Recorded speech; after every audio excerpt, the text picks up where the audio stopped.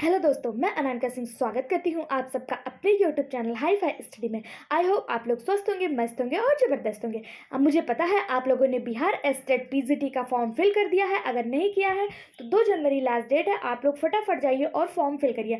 आज हम लोग चर्चा करेंगे पेपर सिलेबस के बारे में, यानी पीजीटी के सिलेबस में आज मैं जो आपको बताऊँगी वो जूलॉजी का सब्जेक्ट बताऊँ। जूलॉजी का सिलेबस डिस्कस करूँगी, संपूर्ण सिलेबस की जूलॉजी में आपको कौन से चैप्टर से कौन से टॉपिक से क्वेश्चन पूछा जाएगा। तो आप वीडियो में लास्ट तक बने रहिएगा और ज़्यादा से ज़्यादा इसको शेयर करिएगा, जिससे मुझे मोटिवेशन मिलता रहे और इस तरह के वीडियो मैं आप लोगों के लिए लाती रहूँ। ठीक है, देख लीजिए, जैसा कि पीजीटी में आप यहाँ देख रहे हैं, आपका 150 नंबर का पूरा प्रश्न पूछा जाएगा।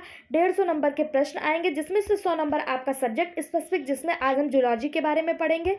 जूलॉजी में कौन कौन सा क्वेश्चन पूछा जाएगा, तो आप लोग जाइएगा नहीं। अगर आपने जूलॉजी सब्जेक्ट लिया है तो जाइएगा नहीं, अभी हम जूलॉजी का पूरा पेपर डिस्कशन करेंगे। ठीक है, फिर उसके बाद देखिए 30 नंबर में आर्ट ऑफ टीचिंग, जो आपने बीएड और डीएलएड में पढ़ा होगा, वहाँ से क्वेश्चन आएगा। 5 नंबर का जनरल नॉलेज, 5 नंबर का एनवायरमेंटल साइंस, 5 नंबर का मैथ और 5 नंबर की रीजनिंग आपसे पूछी जाएगी। यानी पढ़ना तो आपको सब कुछ है। अब हम देख लेते हैं जूलॉजी में आपसे क्या क्या पूछा जाएगा। इससे पहले आप इसको हिंदी में देख लीजिए। मैं हिंदी वालों के लिए हिंदी में और इंग्लिश वालों के लिए इंग्लिश में पेपर लेकर आई हूँ। ठीक है, अब हम देखते हैं आपका जूलॉजी। जैसा कि आप यहाँ पे देख पा रहे हैं, सिलेबस ऑफ उच्च माध्यमिक पेपर सेकंड एस्टेट 2023 एस्टेट में आपका जूलॉजी सब्जेक्ट आप यहाँ पे देख पा रहे हैं। इसमें कौन कौन सा टॉपिक है और इस टॉपिक में हमें ये आपका जो है बेसिकली चैप्टर दिया हुआ है। इस चैप्टर से आपको कौन कौन सा टॉपिक कवर करके जाना है। टोटल आपको यहाँ पे 14 चैप्टर दिए हुए हैं, 14 चैप्टर दिए हुए हैं यहाँ से यहाँ तक का, जिसमें से आपका पहला जो चैप्टर है वो है diversity and evolution of non chordates. यानी कि यहाँ पे आपको आकशेरुकी के बारे में पढ़ना है। आकशेरुकी जिसमें आप प्रोटोजोआ, पोरीफेरा, सीलेंट्रेटा, हेलमिंथेस, प्लेटीहेलमिंथेस, एस्क्लेहेलमिंथेस, इकोनोडर्मेटा, यहाँ तक आपको मोलस्का, आर्थ्रोपोडा, ये आपको यानी कि प्रोटोजोआ से इकोनोडर्मेटा तक यहाँ पर आपको पढ़ना है लेसन फर्स्ट में। ठीक है, ये केवल लेसन फर्स्ट है। लेसन फर्स्ट में आपको क्या क्या पढ़ना है, प्रोटोजोआ, पोरीफेरा, सीलेंट्रेटा, हेलमिंथेस में भी 2, एक प्लेटीहेलमिंथेस, एक एस्क्लेहेलमिंथेस। फिर आपको आर्थ्रोपोडा, मोलस्का, इकोनोडर्मेटा, ये आपको पढ़ने हैं। फिर आपका जो सेकेंड चैप्टर दिया हुआ है, जिसमें दिया हुआ है diversity of evolution of chordates, यानी कि यहाँ पे आपको कॉर्डेट्स के बारे में पढ़ना है। कॉर्डेट्स में क्या, जैसे कि फिशेस पढ़ना है, एबीज पढ़ना है, मैमल्स पढ़ना है, रेप्टाइल्स पढ़ना है। ये आपको यहाँ पे क्या पढ़ना है, कॉर्डेट्स के बारे में पढ़ना है। ठीक है, थर्ड चैप्टर आपका दिया हुआ है इकोलॉजी। इकोलॉजी में आप क्या पढ़ेंगे, इकोलॉजी में आप पढ़ेंगे पॉपुलेशन के बारे में, पिरामिड के बारे में, इकोसिस्टम के बारे में आप पढ़ेंगे थर्ड चैप्टर में, इकोलॉजी में। फिर आपका फोर्थ चैप्टर दिया हुआ है एनिमल फिजियोलॉजी। एनिमल फिजियोलॉजी में आपको क्या क्या पढ़ना है, तो एनिमल का संपूर्ण फिजियोलॉजी, संपूर्ण क्रियाकलाप, जिसमें आप डाइजेशन यानी कि पाचन तंत्र, एक्सक्रीशन यानी कि उत्सर्जन तंत्र, स्केलेटल सिस्टम, रिप्रोडक्शन सिस्टम, सारे कुछ इसमें आप पढ़ेंगे एनिमल फिजियोलॉजी में। फिर आपका फिफ्थ चैप्टर दिया है control and coordinating system. Control and coordinating system, ठीक है, इसमें आपको क्या पढ़ना है, इसमें आपको नर्वस सिस्टम और एंडोक्राइन पढ़ना है। ठीक है, कंट्रोल एंड कोऑर्डिनेटिंग सिस्टम में क्या पढ़ना है, नर्वस सिस्टम पढ़ना है और एंडोक्राइन ग्लैंड के बारे में पढ़ना है। फिर आपको दिया है सिक्स चैप्टर में बायोकेमिस्ट्री। बायोकेमिस्ट्री में आप क्या पढ़ेंगे, बायोकेमिस्ट्री में आप carbohydrate, protein, amino acid, nucleic acid, enzyme, कैटालिज्म, ये सब आप किस में पढ़ेंगे, बायोकेमिस्ट्री में पढ़ेंगे। फिर आपका सेवन चैप्टर दिया हुआ है सेल बायोलॉजी। सेल बायोलॉजी में आप क्या पढ़ेंगे, तो सेल बायोलॉजी में यानी कि जिसमें आप साइटोलॉजी यानी कि सेल ऑर्गेनेल्स पढ़ेंगे, सेल ऑर्गेनेल्स के फंक्शन पढ़ेंगे, उनके कंपोजिशन पढ़ेंगे, ये सब आप पढ़ेंगे सेल बायोलॉजी में। फिर आप देखते हैं यहाँ पे 8th चैप्टर दिया हुआ है जेनेटिक्स। जेनेटिक्स में आपको क्या पढ़ना है, जेनेटिक्स में आपको डीएनए, आरएनए आपने सेल बायोलॉजी में पढ़ लिया। उसके बाद आपको पढ़ना है गुणसूत्र पढ़ना है, रिसेसिव पढ़ना है, डोमिनेटिव पढ़ना है, टीएच मॉर्गन पढ़ना है, मेंडल पढ़ना है, ये सब आपको जेनेटिक में करना है। ठीक है, फिर उसके बाद 9th चैप्टर आपका दिया हुआ है मॉलिक्यूलर बायोलॉजी। मॉलिक्यूलर बायोलॉजी, हाँ, मॉलिक्यूलर बायोलॉजी। मॉलिक्यूलर बायोलॉजी में आपको क्या पढ़ना है, इसमें आप मॉलिक्यूलर बायोलॉजी में आप बायोमॉलिक्यूलर रिएक्शन पढ़ेंगे। ठीक है, फिर आपका 10th चैप्टर दिया हुआ है डेवलपमेंटल बायोलॉजी।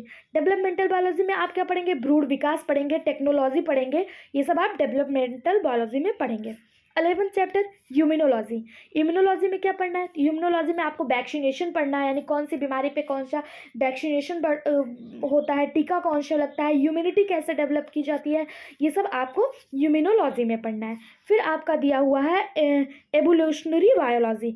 उसके बाद आपका नेक्स्ट है हेल्थ एंड डिजीज़, यानी कि कौन सी बीमारी किसकी कमी से होता है, क्या होता है, ये सब आपको 13 नंबर। और 14वें नंबर यानी 14 नंबर में आपको बायोटेक्नोलॉजी पढ़ना है।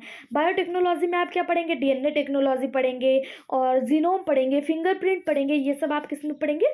बायोटेक्नोलॉजी में पढ़ेंगे। आपका इसमें एक और चैप्टर दिया हुआ है wild life conservation and management, ठीक है।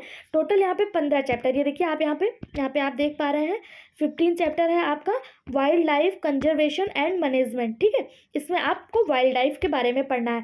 यहाँ से आपको पूछ लिया जाएगा कि कौन सा वाइल्ड लाइफ कहाँ पर है। जैसे सुंदरवन, पिछली बार एक बार आपका प्रीवियस ईयर में पूछा गया था कि सुंदरवन नेशनल पार्क कहाँ पे है, सुंदरवन कहाँ पे, किस राज्य में है। ये इस तरह के क्वेश्चन आपको यहाँ से पूछे जाएंगे, ठीक है। ये जूलॉजी का पेपर है। उसके बाद ये आपका जो है, जितना अभी मैंने आपको डिस्कशन करके बताया, ये आपका 100 मार्क्स का है। कितने मार्क्स का है? 100 मार्क्स का। अभी आपके 50 मार्क्स और करने हैं। तो ये 50 मार्क्स आपको कहाँ से मिलेंगे? तो देखिए ये आपको मिलेंगे आर्ट ऑफ टीचिंग और अदर स्किल से। आर्ट ऑफ टीचिंग में आपको क्या क्या पढ़ना है? तो यहाँ पे अलग से सिलेबस दिया हुआ है आर्ट ऑफ टीचिंग का भी और अदर स्किल का भी। देखिए आर्ट ऑफ टीचिंग में जैसा कि आप यहाँ पे देख पा रहे हैं, ये देखिए यहाँ पे दिया teaching and learning meaning process and characters, यानी टीचिंग का अध्ययन कैसे करेंगे, उसका मतलब क्या होता है, उसका प्रोसेस क्या होता है, ये सब आप पढ़ेंगे। ये सब आई होप आप लोगों ने बीएड और डीएलएड में अच्छे से पढ़ा होगा, ठीक है। बीएड में आप लोगों ने बहुत अच्छे से पढ़ा होगा। फिर देखिए टीचिंग ऑब्जेक्टिव पढ़ना है, टीचिंग मेथड पढ़ना है। ये आपका 30 नंबर के सिलेबस में है टीचिंग में, ठीक है, टीचिंग स्किल में। फिर देखिए क्या पढ़ना है? लेसन प्लान पढ़ना है। लेसन प्लान क्या होता है, उसका टाइप्स क्या होता है, उसके फॉर्मेट कैसे होते हैं, उसके वेरियस मॉडल क्या होते हैं। फिर आपको माइक्रो टीचिंग और इंस्ट्रक्शन एनालिसिस पढ़ना है, यानी माइक्रो टीचिंग में क्या होता है, कैसे होता है, उसके क्या क्या इंस्ट्रक्शन होते हैं, वो पढ़ना है। फिर आपको इफेक्टिव इकोलॉजी एंड क्लासरूम पढ़ना है कि आपने क्लासरूम को कैसे मेंटेन करेंगे, कैसे इफेक्टिव बनाएंगे कि सारे बच्चे आपकी तरफ, आपकी बातों को ध्यान दें, आप जो पढ़ाना चाह रहे हैं उसे सुने, ये आप कैसे करेंगे। फिर आपका दिया text books and library, qualities of teacher, यानी एक टीचर की कौन कौन सी क्वालिटी होनी चाहिए। फिर दिया है evolution and assessment of learning. फिर करिकुलम दिया हुआ है, factors affecting teaching and learning दिया है, teaching ads and hand on learning दिया हुआ है। ये आपका टीचिंग स्किल में दिया हुआ है। अदर स्किल जो है ये 20 नंबर का है, ये 20 नंबर का है। और जो इसके पहले आप लोगों ने देखा ये 30 नंबर का है। 20 नंबर में आपको क्या क्या पढ़ना है? तो 20 नंबर में आपको जीके पढ़ना है, इन्वायरमेंटल साइंस पढ़ना है, मैथमेटिकल एप्टीट्यूड पढ़ना है और लॉजिकल रीजनिंग पढ़ना है, जिसमें आप जीके 5 नंबर का, एक मिनट, जीके जो है वो आप देखेंगे 5 नंबर का, इन्वायरमेंटल साइंस 5 नंबर का, मैथमेटिक्स 5 नंबर का और लॉजिकल रीजनिंग जो है ये भी 5 नंबर का। टोटल आप 20 नंबर का ये देखेंगे, ठीक है। मैंने आपको संपूर्ण पेपर बता दिया, कौन से टॉपिक से क्या क्या, कौन से चैप्टर से कौन कौन से टॉपिक पूछे जाएंगे, ये जूलॉजी का पेपर डिस्कशन है। दोस्तों ये देख लीजिए आप एक बार।